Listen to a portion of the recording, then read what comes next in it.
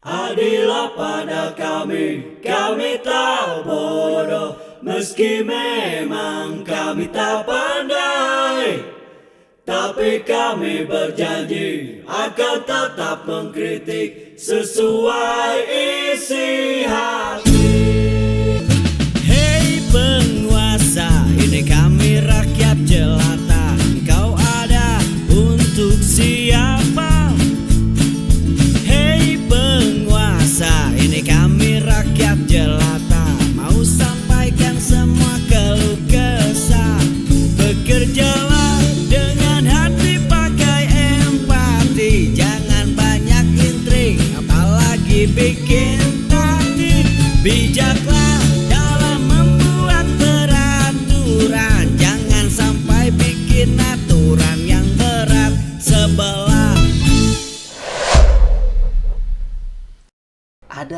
Ada selintingan ini perlu saya sampaikan juga, perlu tanyakan untuk mempertegas, memperkuat. Karena di sebagian kita ini ada ketika mau bahas kebusukan Jokowi, nanti aja katanya bahasnya malam habis taraweh biar nggak ngebatalin puasa. Ada yang begitu Pak Rizal. Iya. Kalau kita baca Al-Quran, Iya. Al-Quran kita baca, di situ ada Firaun, di situ ada Abu Lahab, Yang gitu. keji-keji yang ya, keji-keji, perilakunya. batal dong. Gitu. Jadi sebetulnya tidak, gitu. Semua tergantung konteksnya, gitu ya. Rasulullah itu perang menumpahkan darah siang hari. Saat berpuasa. Nggak batal gitu, karena apa, lawannya yang memang dianggap lawan yang keji, lawan yang memang merusak agama. Kalau perusak agama itu kapan saja diserangnya gitu, mau Atau subuh maksudnya mau mungkin lebih ke gibah Pak Rizal. Biasanya disebutkan itu kan gibah katanya. gibah itu adalah kalau memang menyebut sesuatu yang memang baik orang itu. Gibah kalau orang bahaya menyerang kita diam aja, nggak boleh diomongin tuh. Jadi yang lain nanti terpedaya. Kita kan sampaikan, hei orang itu bahaya. Dia punya karakter munafik loh.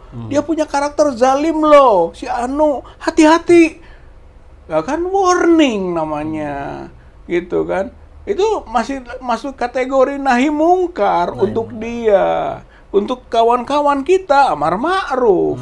Gitu Pak. Jadi menurut saya mah dakwah itu bisa kapan saja. Dan nggak masuk kategori gibah ketika memang orang itu memang membahayakan bagi umat. Gibah itu kalau Gibah itu kalau kita membicarakan orang yang baik. membicarakan orang yang baik. Orang baik, orang nggak pernah melakukan sesuatu yang buruk. Terus kita gitu kan. omongin. Kita omongin ini, ya itu gibah. Kalau benar, kalau salah fitnah. Oke, Kan gitu. Baik. Nah ini ya, mesti diluruskan karena seringkali masih ada juga yang begitu-begitu. Ya, harusnya siang kita bicara tentang keburukan memang orang berbahaya, Iya. malam lebih lagi. Sambil minta doanya ya, untuk diberikan kekuatan. Nah, makanya kalau di Mekah atau di Iya. Medina itu ujung dari sholat taraweh itu kunut. Kuno. Kunutnya itu termasuk mendoakan hal yang orang buruk. Oh, Gitu iya, kan, iya, itu iya. di terakhir rakaatnya itu kunut gitu. Nah, kalau begitu kira-kira dalam gambaran sudut pandang Islam lah katakanlah begitu, melihat sosok profil seperti seorang Joko Widodo ini, ada nggak sih Pak Rizal penggambaran ini lebih dekat ke, kan tadi kan di sejarah Islam juga ada tokoh-tokoh, ada ini. Ada yang mendekati nggak? Iya, itu mungkin kalau saya melihat kan ini modelnya ya, Iya. modelnya itu model yang nggak ajeg, gampang bohong, ingkar janji, hianat, itu munafik, Iya. gitu kan. Jadi Tiga ciri munafik ada di situ. ayatul munafik talatah, gitu, ayat munafik itu 3 kan.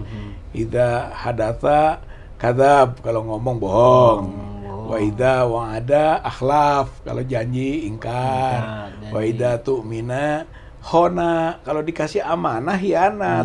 Itu munafik. Mungkin deket-deket mah ke situ. Oke. Nah, kalau figur di zaman Rasulullah itu Abdullah bin Ubay. Abdullah bin Ubay. Itu Abdullah bin Ubay itu kaum munafikin yang bisa menggoyahkan keyakinan orang beriman. Dari usahanya itu sampai-sampai waktu perang Uhud gitu kan 1.000 orang berangkat ke Uhud, 300 bisa dipengaruhi sama Abdullah bin Ubay.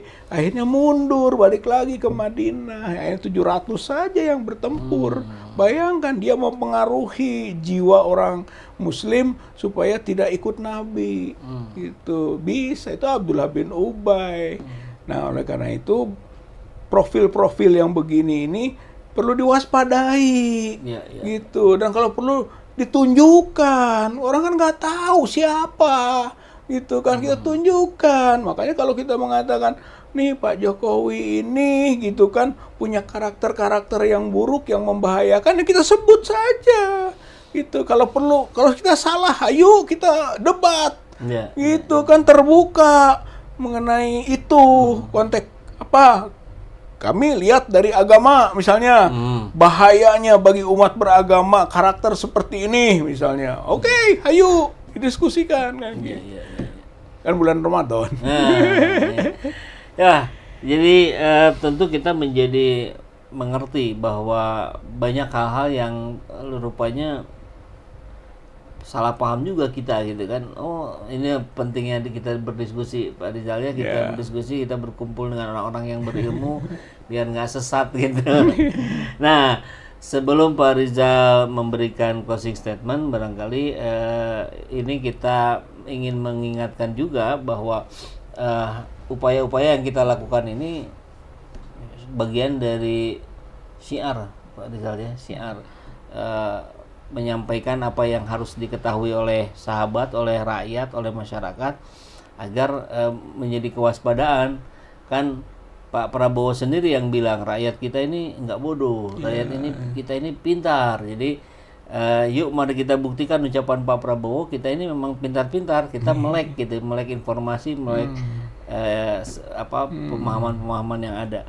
Mangga Pak Rizal, kira-kira. Ya, memang kita kan kalau ayat Quran kan yuriduna liyutfi'u nurallah biafwahihim wallahu mutimmu nurihi walau karihal kafirun, misalnya. Ya. Jadi mereka itu berusaha memadamkan cahaya Allah. Allah sendiri yang membuat sinyal itu. Akan ada kelompok-kelompok masyarakat gitu kan yang punya karakter ingin memadamkan cahaya Allah gitu, menggelapkan gitu, dibuat gelap gitu kan, satu. Tapi Allah akan menyempurnakan gitu, mutimmu nurihi, Allah akan sempurnakan cahayanya walau karihal kafirun, meskipun orang kafir benci, tidak suka dengan itu. Jadi pertarungan itu, kompetisi itu satu hal yang sunatullah. Itu antara yang benar sama yang salah gitu kan, yang jujur sama yang hianat, itu biasa. Itu kita harus berada di poros mana ini? Itu pertanyaannya, Pak, gitu. Mau di mana Anda berada? Gitu, di kelompok penggelap atau kita yang mau menyinari? Gitu, itu berada itu Pak Rizal sebagai pasif, sebagai penonton, atau itu komunitas lah, taruhlah yang ketiga, yang penonton mah yang muzabzabina baina zalik, istilahnya bolak-balik, ada di sana, ada di sini gitu kan, gitu. Itu penonton biasanya pro sana, pro sini gitu kan, gitu. Jangan, kita harus berpihak di mana gitu, yang akan nanti dinilai itu di pihak mana Anda berada. Jangan muzabzabin, jangan mudabdab, jangan goncang, goyah. Tergantung situasi. Siapa yang memimpin ini ikut, ganti pemimpin ikut lagi. Bukan komitmen pada nilai, tapi komitmen pada orang. Bahaya itu. Kalau kita punya kesetiaan hanya kepada orang, bahaya. Harus kesetiaan pada nilai, gitu. Itu masa utamanya. Nah, yang kedua, saya kira soal gaya mafia, ya. Di dalam konteks historis kita juga ada sejarahnya.